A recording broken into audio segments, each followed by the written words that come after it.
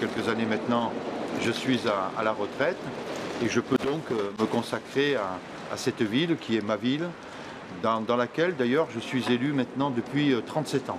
Donc après un parcours de proximité avec les Saint-Martinois et un parcours aussi au niveau départemental, régional, voire même national, j'ai décidé aujourd'hui de me consacrer à ma commune et entièrement à ma commune. Le rôle d'un maire, il est essentiellement dans la proximité. C'est le point essentiel. D'ailleurs, dans mon slogan, vous l'avez pu le remarquer, c'est tous les jours à vos côtés. Je crois que pour un maire, c'est essentiel d'être au plus près de ses concitoyens et régler évidemment les petits problèmes, les petits soucis au quotidien et évidemment avoir une vision sur l'avenir de la commune. Alors nous avons un programme qui est à la fois ambitieux mais tout à fait réalisable puisque nous l'avons bien évidemment chiffré afin que ce projet puisse rester dans l'enveloppe budgétaire existante, c'est-à-dire qu'il n'y ait aucune augmentation d'impôts. Nous avons 118 propositions. Bien évidemment, il y a des propositions qui sont réalisables sans aucun financement, mais il y a aussi quelques grands projets, comme par exemple une maison de santé pluridisciplinaire, qui nous paraît essentiel. C'est un de nos plus gros projets. Nous avons également le souci de la sécurité pour les Saint-Martinois. Ici comme ailleurs, il y a quelques petits problèmes de sécurité. Donc nous voulons absolument que le projet qui a été mis en place par Claude Vulpian et Maurice Sambin il y a maintenant une dizaine d'années concernant l'installation d'une gendarmerie à Saint-Martin-de-Crau puisse être rapidement réalisé.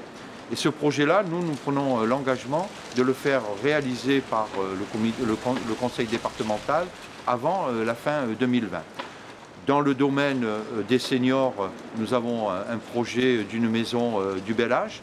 C'est aussi un de nos projets.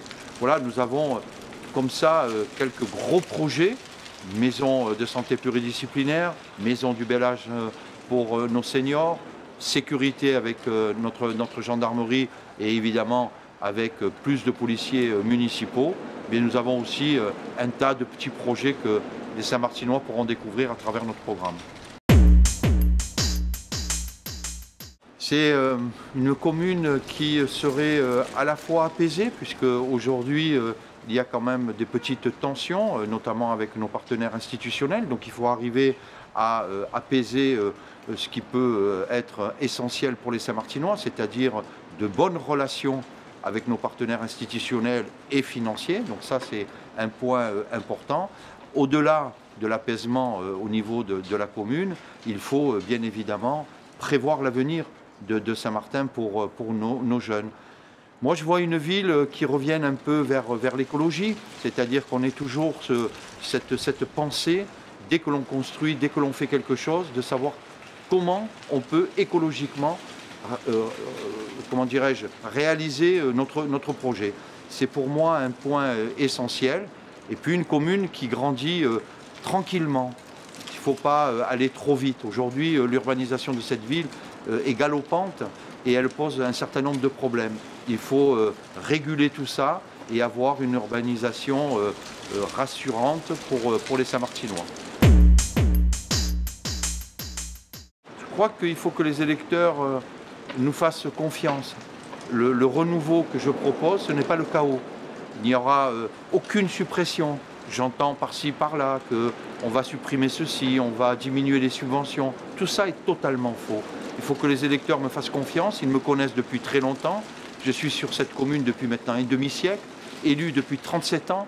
Donc je crois que de ce côté-là, ils peuvent être rassurés. On ne retirera rien. On est là que pour amener du plus et qu'ils aient confiance en nous.